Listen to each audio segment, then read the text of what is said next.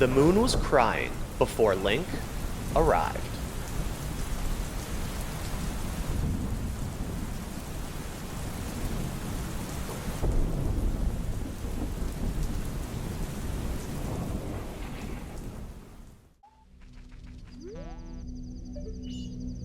The moon is the first thing Majora's Mask teaches us to fear.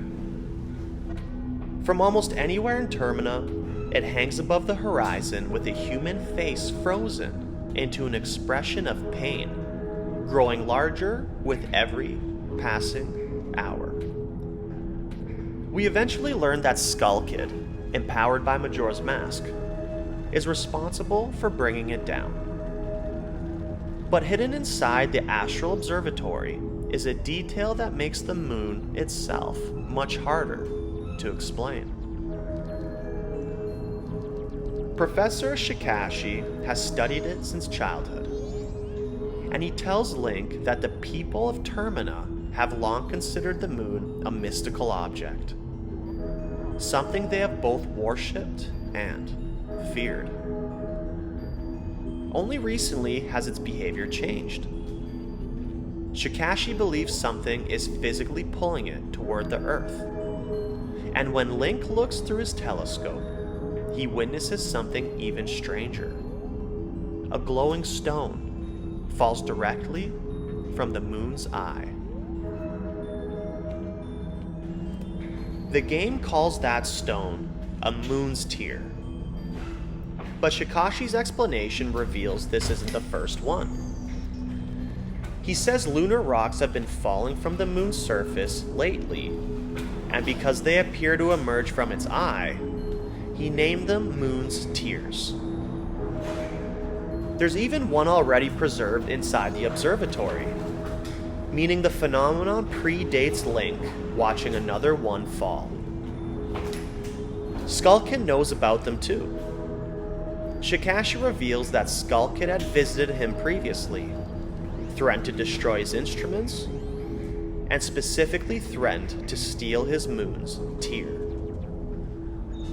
So these aren't simply collectible rocks created for Link's quest.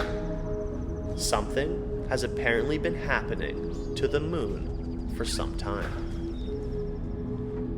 And the object producing them is unlike any ordinary moon. It has eyes, teeth, expressions, and eventually opens its mouth to consume Majora's Mask.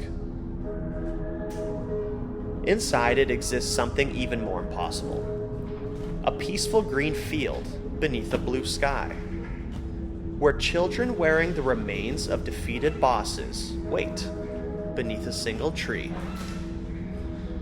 The game never explains what the moon actually is.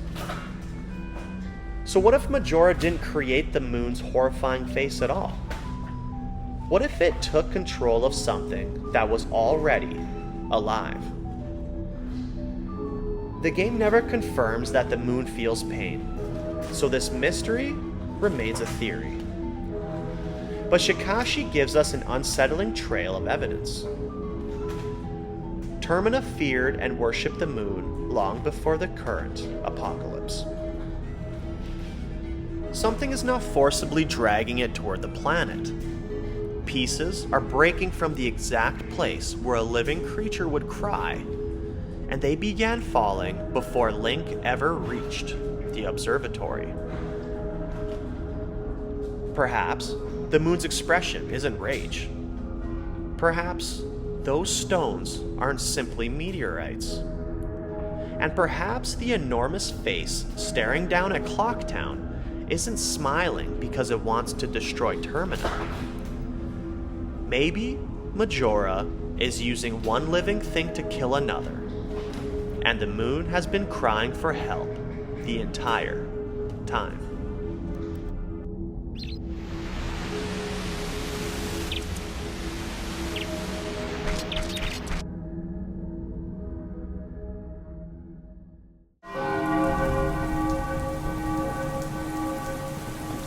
Layer 1. Whatever abducts Romani does something to her mind.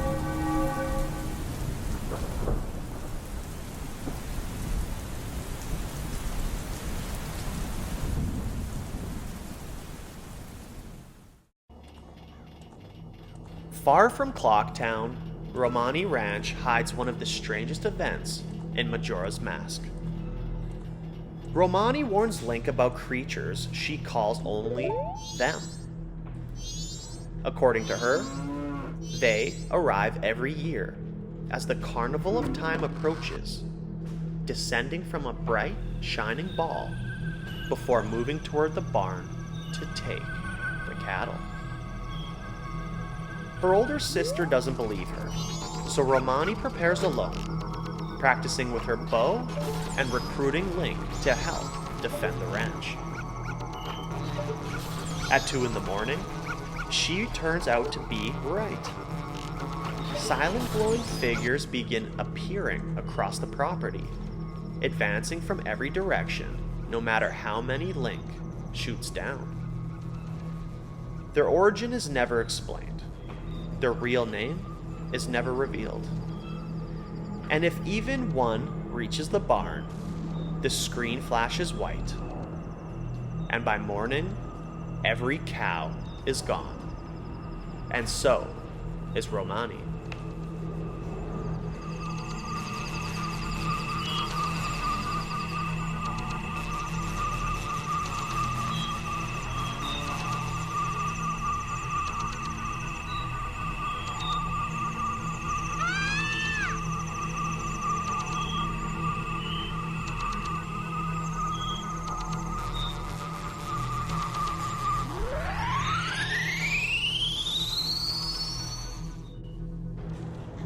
What happens next is considerably darker. Romani eventually returns to the ranch alive, but the girl who comes back isn't behaving like the Romani Link knew. Ask her about the target practice she had been obsessively preparing for, and she struggles to understand what it was even for, finally admitting that she can't remember. She can even fail to recognize Link, asking who he is again. And the extraterrestrial imagery wasn't accidental. Director Eiji Aonuma has explained that the ranch sequence grew from Japan's fascination with UFO stories, including frightening television reports involving alien encounters and cattle mutilation. That makes the unanswered portion of Romani's story even more disturbing. The game deliberately shows us the arrival and the aftermath, but completely removes the period in between. We never learn where Romani was taken, what she saw, or what was done to her. And that missing period is where the real horror lives. The game confirms that Romani disappears during the attack and returns with serious gaps in her memory, but it never explains why. Trauma could account for her condition.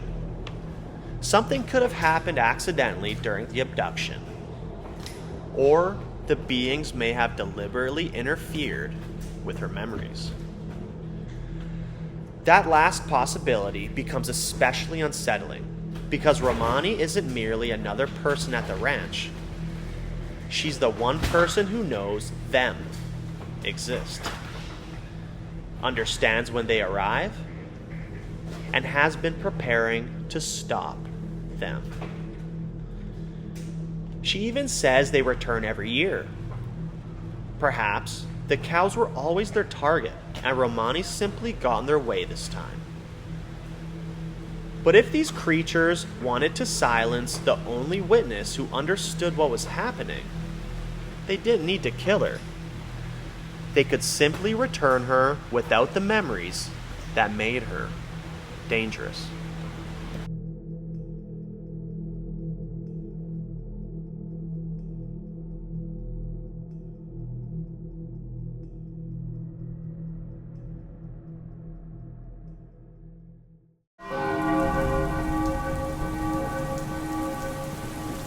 Layer 1. Link can murder a human being and then erase it.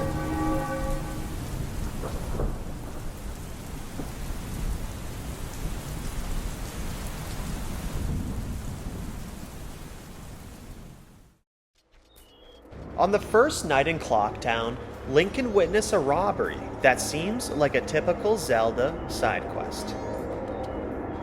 Around midnight, the elderly woman from the bomb shop crosses North Clocktown, carrying a sack filled with bomb bags.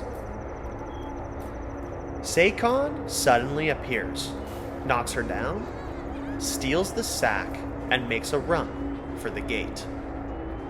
The intended solution is simple. Chase him down and strike him with Link's sword.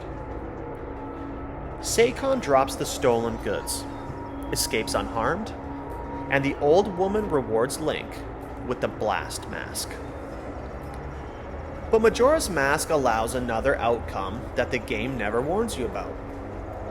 Instead of using the sword, Link can fire an arrow or another projectile at Seikon while he's carrying the explosives.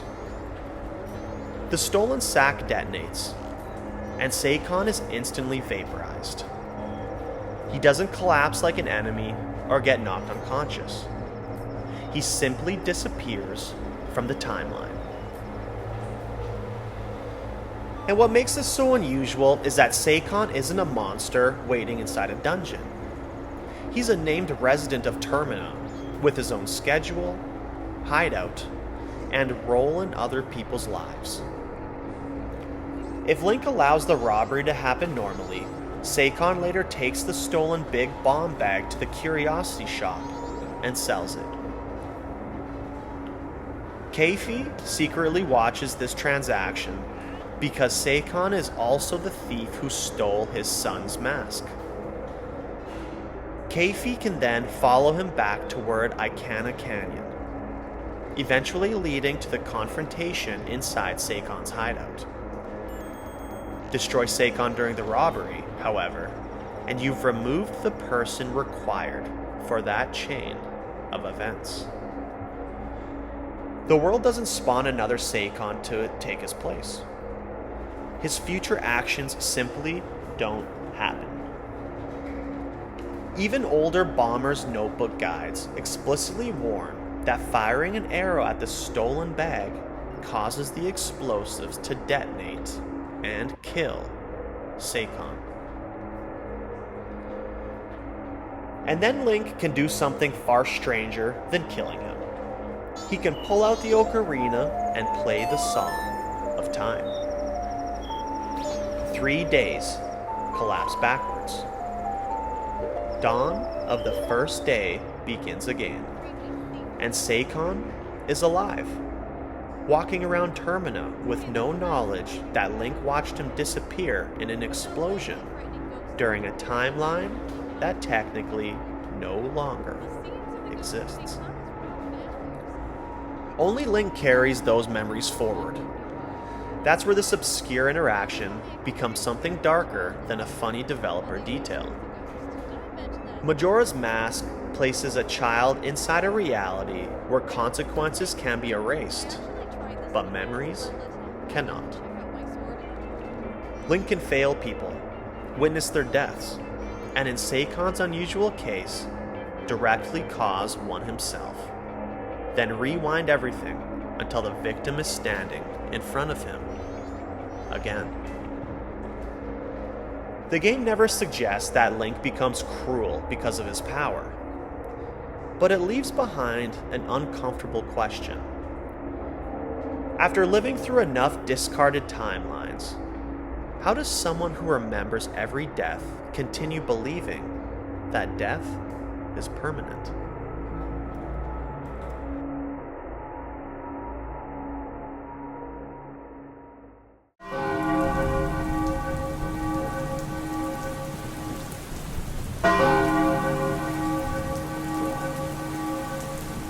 Layer 2. The all-night mask was designed as a torture device.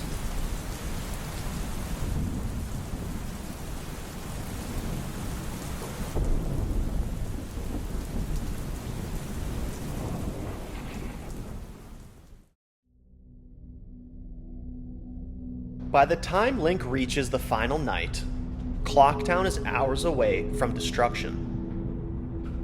Most residents have either fled or accepted what is coming. The moon fills the sky, and tucked away inside the curiosity shop is one of the strangest objects in Termina. For 500 rupees, the shopkeeper offers Link the all-night mask, an unsettling mask whose only apparent ability is preventing its wearer from falling asleep. He admits that he doesn't even remember when it was made, calling it a freaky mask, before explaining that no matter how hard someone wearing it tries, they simply cannot sleep. In gameplay, the purpose seems almost like a joke. Link uses it to stay awake through the incredibly long stories told by Anju's grandmother. But elsewhere in Termina, a gossip stone reveals what this mask was actually meant to be, and suddenly its ability stops being funny. The gossip stone doesn't describe the all-night mask as medicine, ceremonial clothing, or even a magical curiosity. It explicitly calls it a torture device of insomnia. The 3D version makes the meaning even clearer, describing it as a rare torture device that prevents sleep. That means the mask's inability to let Link sleep is an accidental side effect. Preventing sleep is the entire point. Someone created an object whose purpose was apparently to keep another person conscious against their will. And somehow, that device eventually found its way into Clocktown's curiosity shop, a shady nighttime business that openly deals in stolen merchandise. Even the shopkeeper seems disturbed by it, describing the mask as pretty creepy. Yet, perhaps the strangest detail is how casually Termina treats the object. Nobody explains who created it. Nobody tells us who it was used on. The game simply confirms that somewhere in this world's history, there was apparently a reason to manufacture a mask specifically for torturing someone through prolonged wakefulness. And that makes the all-night mask especially disturbing in a game obsessed with time. Majora's Mask constantly reminds Link that sleep is one of the few ways people can temporarily escape what is coming. Night passes, morning arrives, the cycle continues. But this mask removes even that escape. Its wearer can try to fall asleep, yet the magic simply refuses to let them. We don't know who invented it, what punishment originally required it, or how long someone could be forced to remain awake. The game leaves all of that unanswered. What we do know is that on the final night of the world, while an enormous moon hangs over a terrified city, Link can walk into a black market shop and purchase a forgotten instrument of torture. And its entire purpose is to make absolutely certain that whoever wears it cannot close their eyes.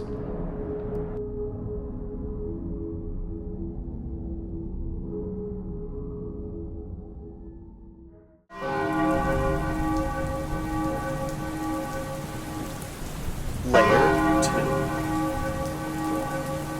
The lens of truth reveals dead people.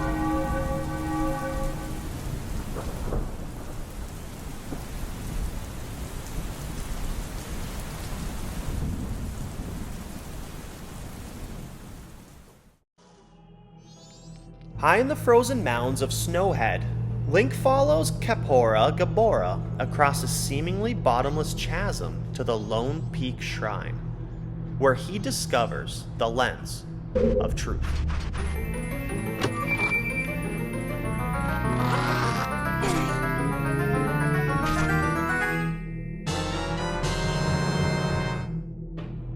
Its purpose seems familiar. Look through it, and things hidden from ordinary sight suddenly become visible.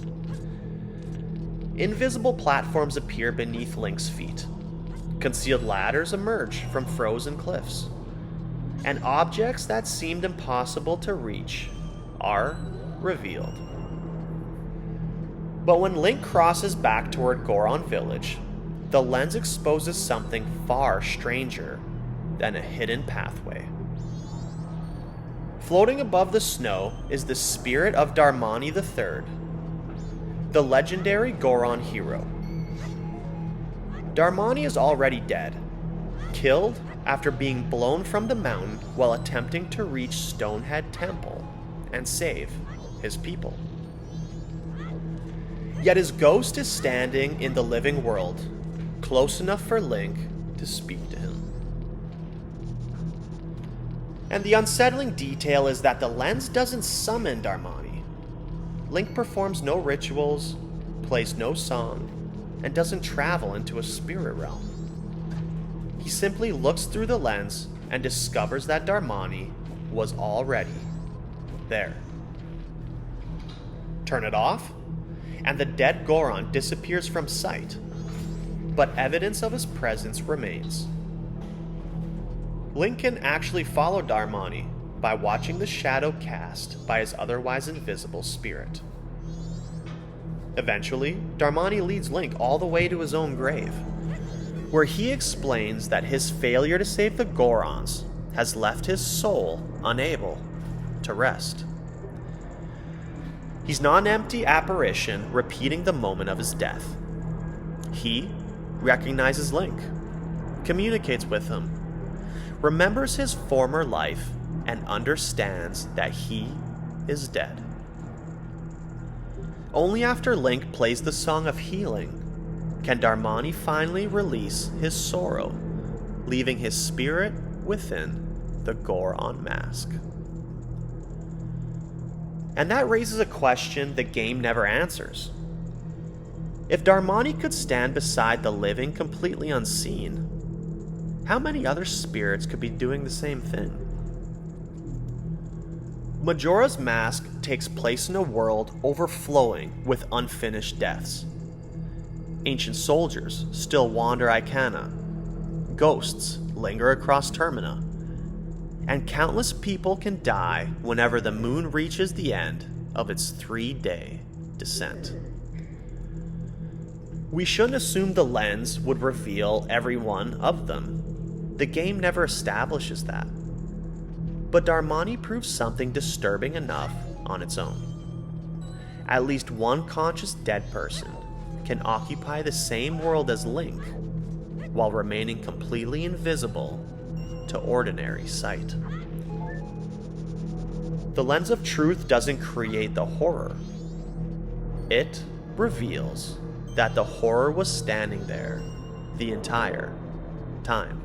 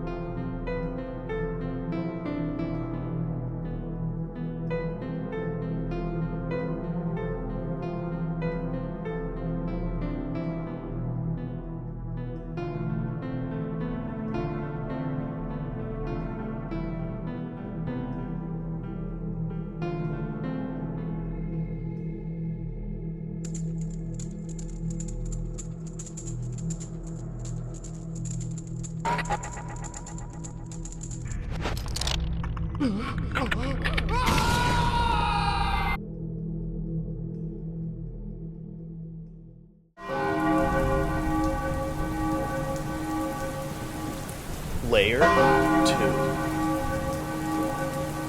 2. Link doesn't honor Micah. He replaces him.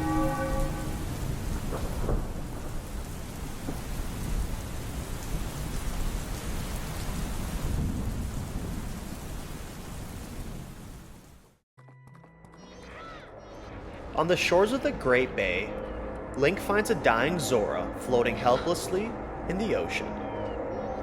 His name is Maikao, guitarist for the Indie-Go-Go's, and he just attempted to recover Lulu's stolen eggs from the Gerudo pirates. The attack failed. Maikao was mortally wounded, and after Link drags him onto the beach, he realizes there isn't much time left. His final request isn't to save himself. He begs someone to recover Lulu's eggs and heal his soul, admitting that if he dies without helping her, he will not be able to rest in peace. His final words are remarkably bleak. Soon, he says, he'll become just another wave in the ocean, destined to disappear. Link plays the Song of Healing. Maikao's body vanishes, and the Zora mask is left behind. From that moment forward, Link can put it on and transform into the man who just died. But the Zora mask does much more than give Link a Zora disguise. When he enters Zora Hall, people who personally knew Maikao repeatedly address Link as him. His bandmates ask where he's been, complain that he's been late for practice, and tell him that Lulu has been waiting for him. Jappa speaks to Link about music the two of them supposedly wrote together. Link can enter Maikao's room, read a diary written in Zoran's script that his human form cannot understand. He can reproduce Maikao's old riffs and even play Maikao's guitar. After Lulu's voice returns, the band even rehearses with Link occupying Maikao's place, praising him for performing despite missing practice. Meanwhile, Lulu's own diary reveals how personal Maikao's final mission really was. She had initially hidden the loss of her voice from him, eventually confessed that the pirates had stolen her eggs, and begged Maikao not to do anything rash. He went after them anyways, and died. So from the perspective of Zora Hall, something deeply uncomfortable has happened. Maikao disappears after leaving to save Lulu. Then, someone with his body, face, and combat abilities, and musical talent comes home and begins finishing the life he left behind. Link recovers Lulu's children. He restores her voice. He plays with Maikao's bandmates. He even reads Maikao's private writings and occupies his place on stage. The game never confirms that Link literally becomes Maikao's consciousness, so that's not what makes this disturbing. It's that the Zora mask preserves enough of Maikao for another person to step convincingly into his unfinished existence. Maikao believed he was about to disappear into the ocean, but in a strange way, he didn't. His face returned. His guitar returned. His responsibilities were completed. And his friends got their guitarist back. The only person who never returned to Maikao's life was Maikao himself.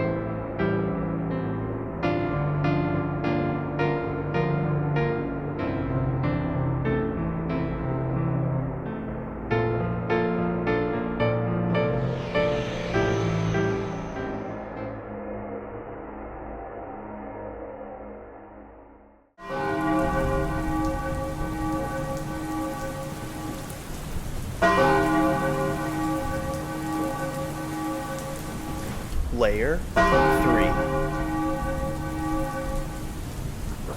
Icana's soldiers have been waiting for orders after death.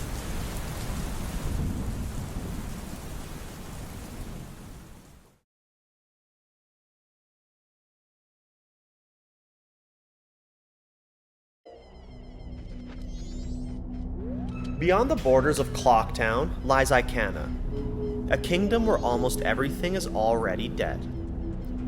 Its castle has fallen into ruin. Its royal family exists only as undead remains. And at night, the cemetery fills with skeletal stall children wandering between ancient graves. At first, they look like ordinary Zelda enemies.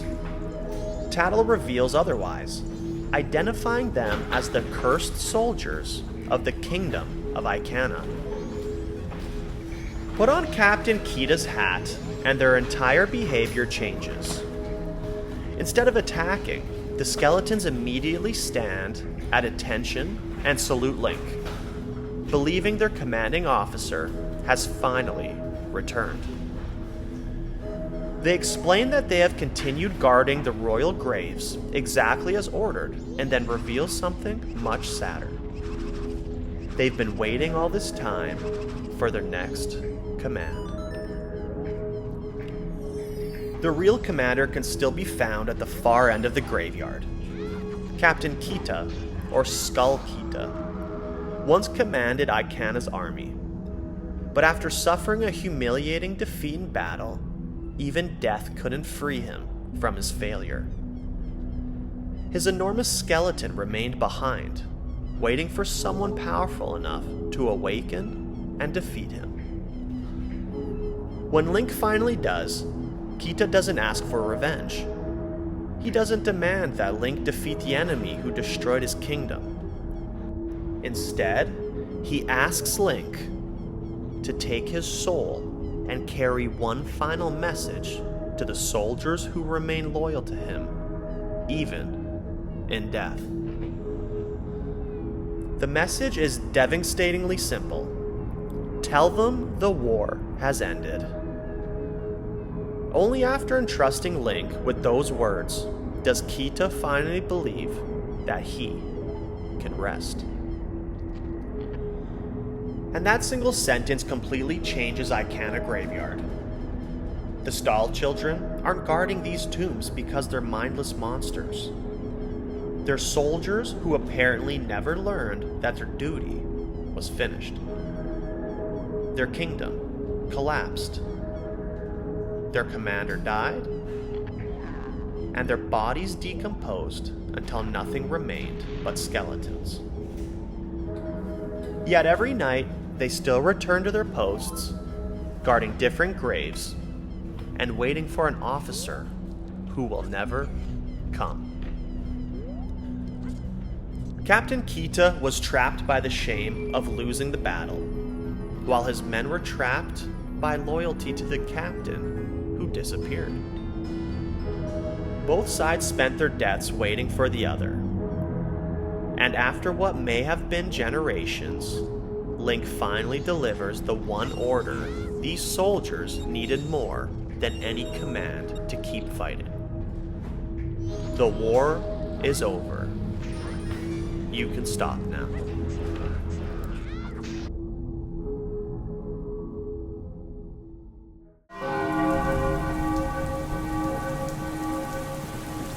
Layer 3.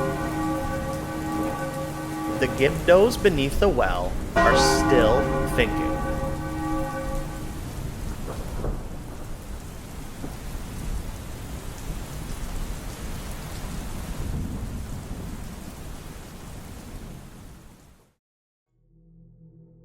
Beneath Icana Canyon lies a place even its dead inhabitants seem to fear. A warning outside the old well prohibits entry because of ghost sightings, and once Link descends inside, he finds its corridors guarded by Gyptos, mummified creatures that normally attack anything that comes too close. But wearing the Gypto mask completely changes the encounter. Instead of attacking, the creatures speak. One wants milk. Another asks for fish. Others demand magic beans, insects, bombs, medicine, or even the captured spirit of a big Poe before allowing Link to pass. These aren't random noises from mindless monsters. The Gyptos recognize specific objects, communicate what they want, and deliberately bargain with Link. And hidden elsewhere in Icana is a line of dialogue explaining why these dead creatures are asking for such strangely ordinary things. They still long to savor items from this world. That means the bizarre training sequence beneath the well has an actual explanation inside the story. Agero says the Gyptos continue wandering because they have regrets, still longing for things belonging to the world of the living. And Pamela's father reveals something even worse about who these creatures may have been.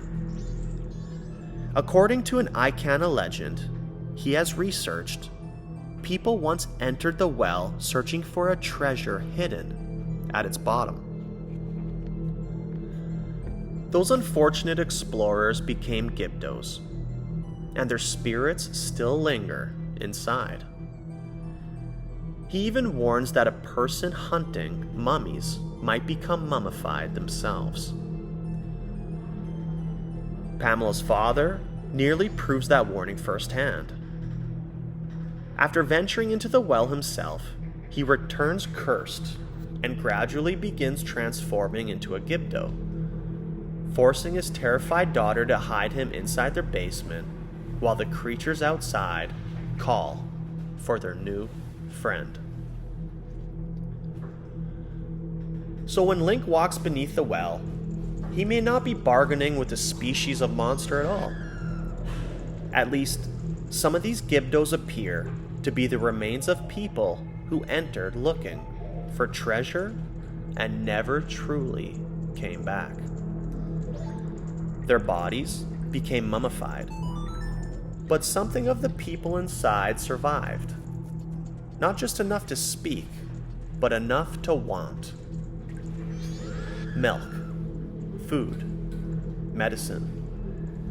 Tiny pieces of ordinary existence that no longer mean anything to a corpse, yet apparently still mean something to them. The game never tells us how much of their original personalities remain, so we shouldn't assume these creatures consciously remember their entire lives. But it does tell us why they continue wandering. Regret, and a longing to savor the living world again. That's what makes the well so disturbing. These creatures aren't trying to escape death. They're spending eternity asking strangers for little reminders of what being alive used to feel like.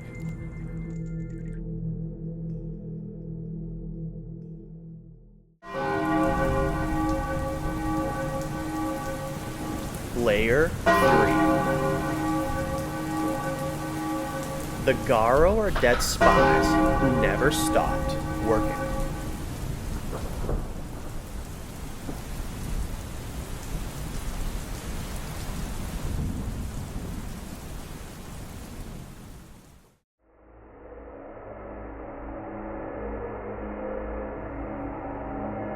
Throughout Icana Canyon, Link can encounter a mysterious enemy unlike almost anything else in Majora's Mask: the Garo. Normally, they remain completely hidden, but when Link wears the Garo's mask in certain locations, these cloaked figures suddenly appear and challenge him to battle. Defeat one, and instead of simply disappearing like an ordinary enemy, the Garo often gives Link information. Secret routes, weaknesses, hidden mechanics, or knowledge about Icana itself. Then, it announces the strange code its people apparently live by. To die without leaving a corpse, that is the way of us Garo. At first, they seem like supernatural assassins, protecting Icana's secrets. But Pamela's father reveals something much stranger. The Garo aren't protecting Icana at all. They were enemy spies, and they've apparently continued their mission long after their own deaths. Pamela's father describes the Garo as spies sent from an enemy nation to investigate the kingdom of Icana. But according to his research, the spies eventually died, leaving behind only strange supernatural remnants. He describes them as merely shells that are empty on the inside, and explains that they have been unable to forget their living days. Even after death, he says their spirits continue to spy. Suddenly, their behavior makes perfect sense. Link isn't encountering random ghosts. He's encountering intelligent agents who still gather and distribute information. That's exactly what they do after Link defeats them. One reveals how to reach Stone Tower. Another explains the secrets about Icana Castle. And others provide information that would have been valuable to someone infiltrating the kingdom. Even their disguise has survived death. They remain hidden until Link wears the mask of their leader, apparently mistaking him for someone within their own hierarchy before challenging him. And that makes Garo one of Icana's strangest examples of identity surviving death. The kingdom they were sent to investigate is gone. Its armies are dead. Its castle is a ruin. And whatever enemy nation originally employed the Garo may itself have disappeared into history. Yet the spies remain at their posts, hiding throughout the canyon, collecting secrets and following the same code they obeyed while alive. When defeated, they reveal their intelligence and then destroy themselves so thoroughly that no corpse remains behind, apparently preserving their ancient code even when they're already ghosts. The game never tells us whether they understand that their original mission ended generations ago. Perhaps they do. Perhaps they're simply trapped, repeating the habits that define them in life. Either possibility is disturbing. Icana's war ended so long ago that almost everyone involved became a corpse.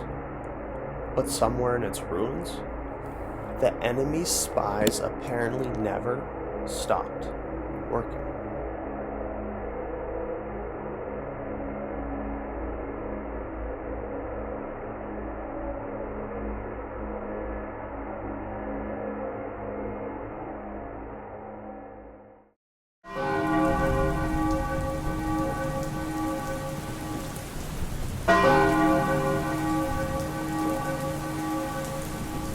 Layer 4.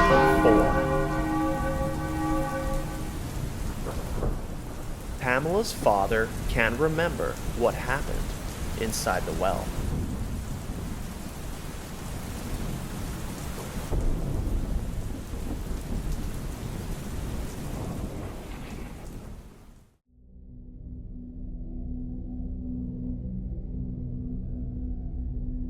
By the time Link reaches the music box house in Icana Canyon, Pamela and her father have already been living beside something neither of them fully understands. Her father is a researcher obsessed with supernatural phenomena, fairies, ghosts, gibdos, and the legends surrounding the abandoned well nearby. His research eventually led him to do exactly what every horror story warns against. He went inside. Later, after Link saves him, Pamela's father casually reveals the most disturbing part of the expedition. He remembers entering the well, but admits, strangely enough though, I don't remember anything that happened there. Whatever occurred beneath Icana is simply missing from his memory. And yet, when he came back, something had clearly come back with him. After entering the well, Pamela's father was cursed and began physically transforming into a Gibdo. His daughter became so terrified of losing him that she locked him inside a basement closet while the Gibdos gathered outside their home, calling the creature inside their friend and demanding that he be brought to them. When Link finally discovers him, the transformation is already well underway. His body is mummified, his movements resemble the undead, and Tattle notices that this Gibdo is somehow different from the others. The Song of Healing eventually breaks the curse, leaving the Gibdo mask behind. But when Pamela embraces her restored father, his first question isn't about the curse or the creatures surrounding his house. It's simply, what have I been doing this whole time? Pamela immediately hides the truth, telling him that nothing's happened, that he was only having a nightmare. She later asks Link to keep the entire incident secret because she fears her father would become obsessed with researching it again. And that's what makes his missing memory so disturbing. Pamela's father already knew the legends surrounding the well. His own research says that people once entered it searching for treasure, only to become Gibdos, their spirits lingering beneath Icana afterwards. Then he entered the same place himself, lost every memory of what occurred inside, and began suffering exactly the same fate he had been studying. The game never tells us what caused that memory loss. Perhaps it was part of the curse. Perhaps his transformation destroyed those memories. Or perhaps something happened underground that his mind simply couldn't retain. What matters is the gap. We know the man who entered the well, and we know the creature that eventually came back out. Majora's Mask deliberately refuses to show us what happened in between.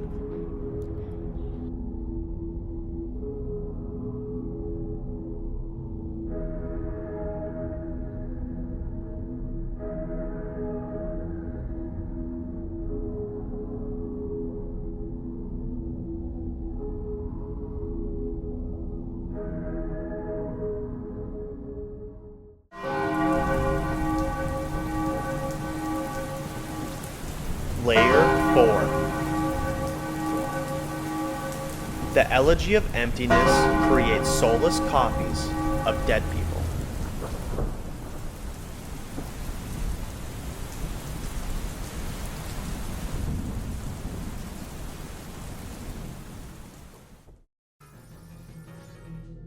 After defeating the undead King Eidos du Icana inside the ancient castle, Link is taught one of the strangest songs in Majora's Mask, the Elegy of Emptiness.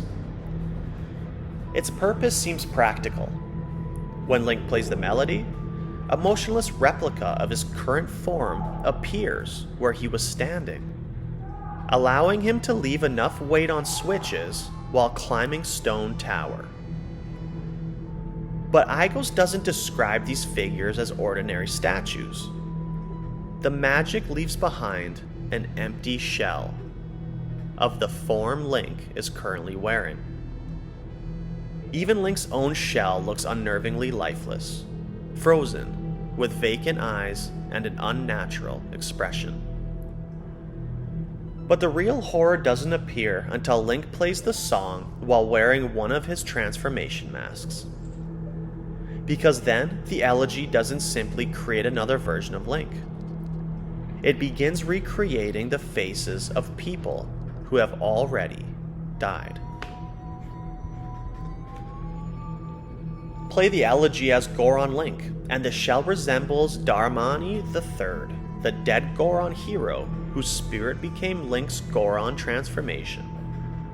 Play it as Zora Link, and it resembles Maikau, whose death we witnessed on Great Bay Shore before his spirit became the Zora mask. Even the Deku shell is identified with the Deku Butler's son, whose twisted remains Link encounters at the beginning of the game, and whose resemblance to the Deku Link is acknowledged when the butler discovers that body during the ending. The song can therefore reproduce the forms associated with 3 dead individuals. But unlike the transformation masks, nothing seems to inhabit these copies. They don't speak, they don't react, and they don't remember. They simply stand wherever Link leaves them, staring forward while their weight is used to open doors and move stone towers enormous blocks. Even stranger, this magic only functions within the areas of Icana Canyon, the one region of Termina almost completely defined by death and spirits, unable to move on. So what exactly is the elegy copying? The game never explains. Perhaps it simply duplicates Link's transformed appearance. Perhaps the transformation masks preserve enough of their former owners that the song is reproducing the identity stored inside them. But either interpretation leaves us with the same disturbing image. Darmani died trying to save Snowhead. Maikau died trying to save Lulu's children. The Deku Butler's son apparently died before Link's journey through Termina even began. Their forms survived as masks, and Link inherited those forms. And now, another song allows him to manufacture empty versions of their bodies whenever he needs them. Then he leaves those vacant replicas scattered across Stone Tower like tools. The Song of Healing takes the pain of the dead and leaves behind a mask. The Elegy of Emptiness seems to perform the opposite trick. It gives that mask a body again, but this time, nobody comes back with it.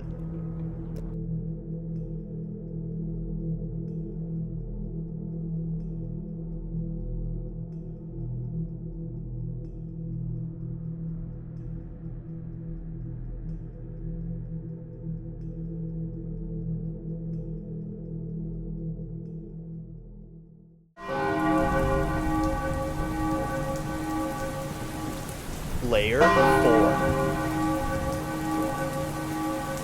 Someone in Termina literally sold his soul to the devil.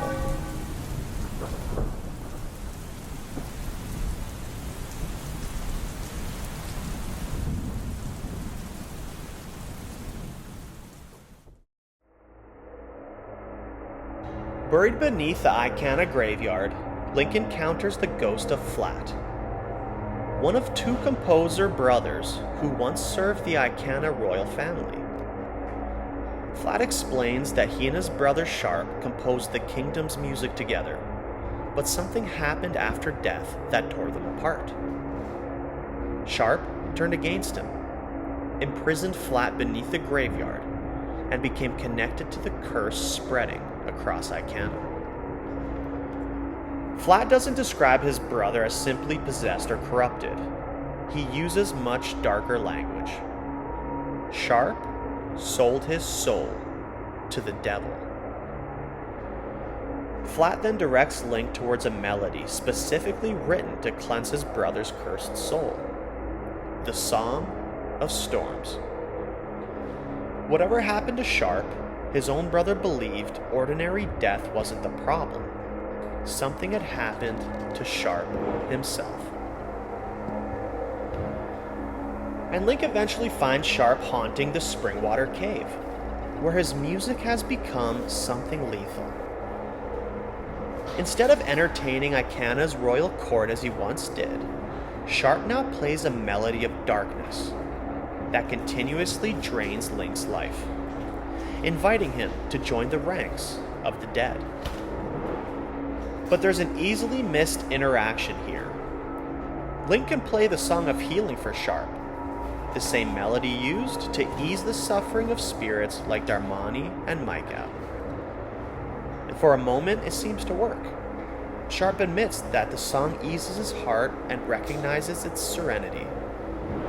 Then, he rejects it. To someone belonging to the dead and darkness, he says, a song like that no longer holds meaning.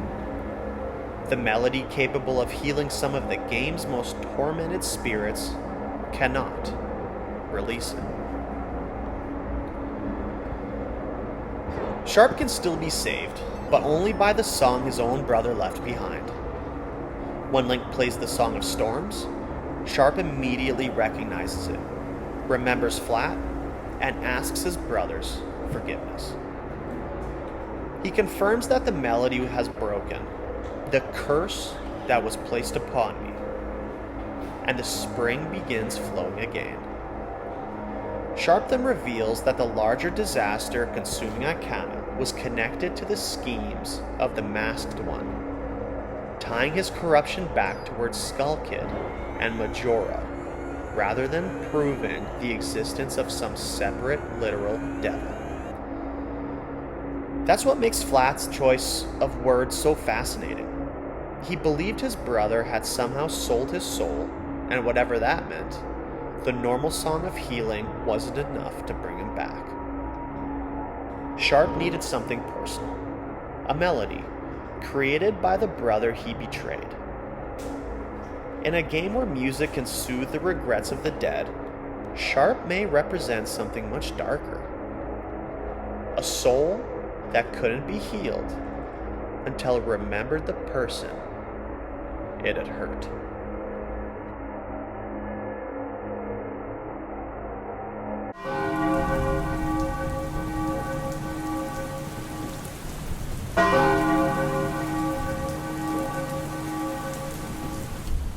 Layer 5. Majora gives Link a mask that may be just as evil.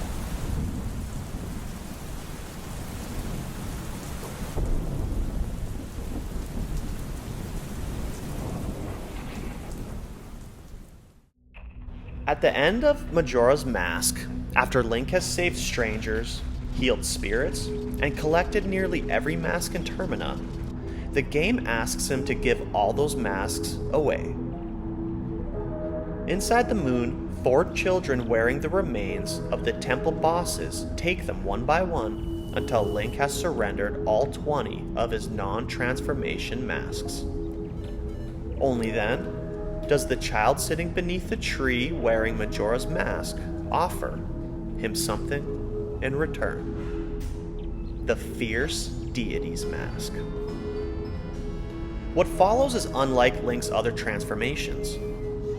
The child becomes a towering adult warrior with blank white eyes, strange markings across his face, and a massive double helix sword capable of tearing through Majora.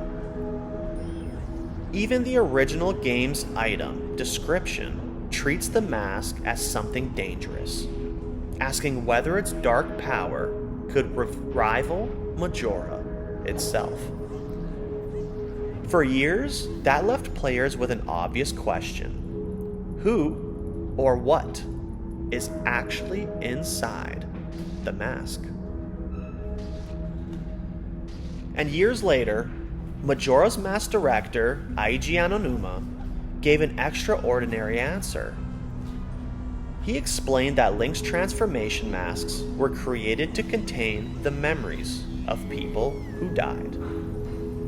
Wearing one hurts because, in Anonuma's words, it's like allowing a powerful spirit to enter Link. But when specifically asked whose soul inhabits the fierce deity's mask, Aonuma didn't name some forgotten god or ancient warrior.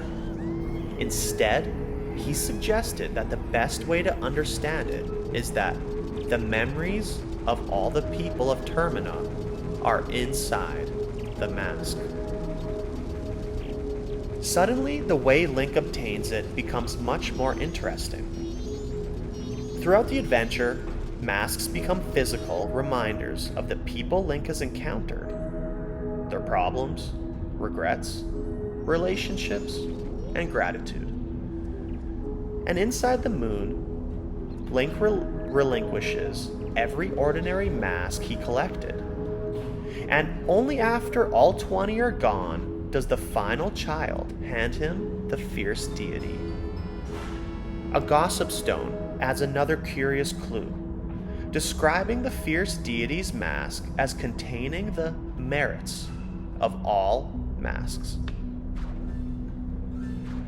Aonuma presented his explanation as a suggestion rather than a literal mechanical blueprint.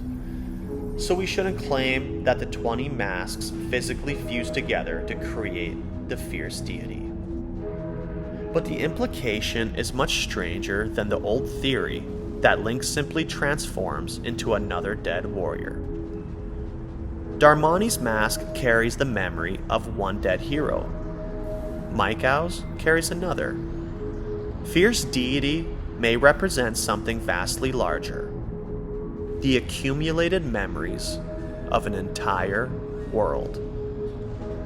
Every friendship Link made, every grieving person he helped, every terrified resident living beneath the falling moon, all of that may be represented inside the final mask.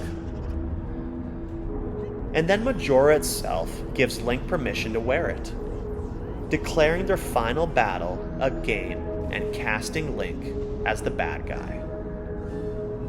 Maybe that's why Fierce Deity is so overwhelmingly powerful. Link isn't confronting Majora as one child anymore. He may be confronting it with the memories of every person in Termina staring back through the same face.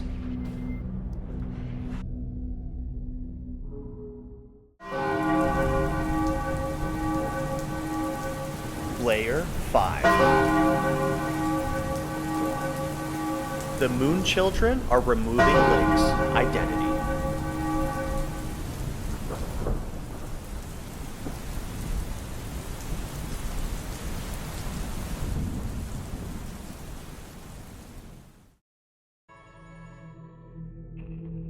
After stopping the moon from destroying Termina, Link doesn't find himself inside some hollow celestial body. Instead, he awakens beneath a single enormous tree, surrounded by an endless green field and blue sky. 5 children are waiting there. 4 run peacefully around the tree, wearing the remains of Odula, Goat, Gyorg, and Twinmold, while a 5th sits alone wearing Majora's mask. But underneath those masks is an easily overlooked detail. The children bear an uncanny resemblance to the happy mask salesman. They share his orange hair, hairstyle, pale complexion, and general appearance, a resemblance fans have questioned for decades. The connection became even stranger in Majora's Mask 3D. Examination of the game's models indicates that the Moon Children actually used the Happy Mask salesman face beneath their masks, whereas their hidden faces in the original N64 version lacked any facial textures. So why would the final place controlled by Majora be populated by children who look like the man that once possessed Majora's mask? Their appearance isn't the only connection. The children are completely obsessed with masks. They notice Link's collection, ask him to surrender them, and even ask whether he will become a mask salesman. Once Link gives them what they want, their games end with strangely personal questions. One wonders whether Link's friends truly consider him a friend. Another asks whether the things that make Link happy also make other people happy. And a third questions whether doing the right thing really makes everyone happy. And the final child asks perhaps the strangest question in the entire game. The face under the mask, is that your true face? These aren't questions about defeating Majora or saving Termina. They're questions about identity, friendship, and the difference between the person we show the world and whatever might exist underneath. And they're coming from children whose faces resemble the mysterious man who taught Link to heal tortured souls by turning their memories into masks. You see, Nintendo has never confirmed that the Moon Children are literally younger versions of the happy mask salesman, and the game never explains their identities. Even promotional material surrounding Majora's Mask 3D played with the mystery rather than resolving it, suggesting that the children may be strange manifestations created by Majora's Mask. And perhaps Majora remembered the salesman because he once carried the mask. And perhaps their appearance reflects some older connection between the salesman and the people who originally created or possessed Majora. Or maybe the children aren't supposed to represent people at all. They may be pieces of Majora's inner world, using familiar faces to ask Link questions the mask itself cannot understand. Whatever the answer, the final child makes the connection especially unsettling. Once every other child is gone and Link has surrendered his masks, the one wearing Majora remains beneath the tree and proposes one final game. Majora will be the good guy, and Link, the bad guy. At the deepest point inside the moon, Link isn't surrounded by monsters. He's surrounded by children wearing masks, questioning his identity, and every one of them carries the face of the man who sent him after Majora in the first place.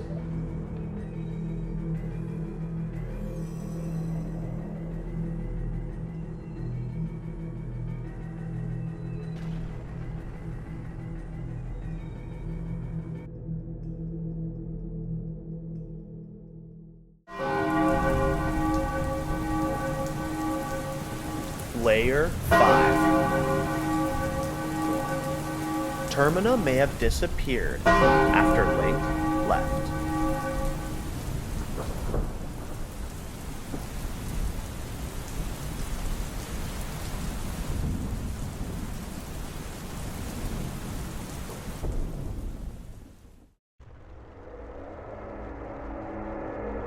When Link finally defeats Majora, Majora's Mask gives us something the entire game has been fighting to reach: a fourth day.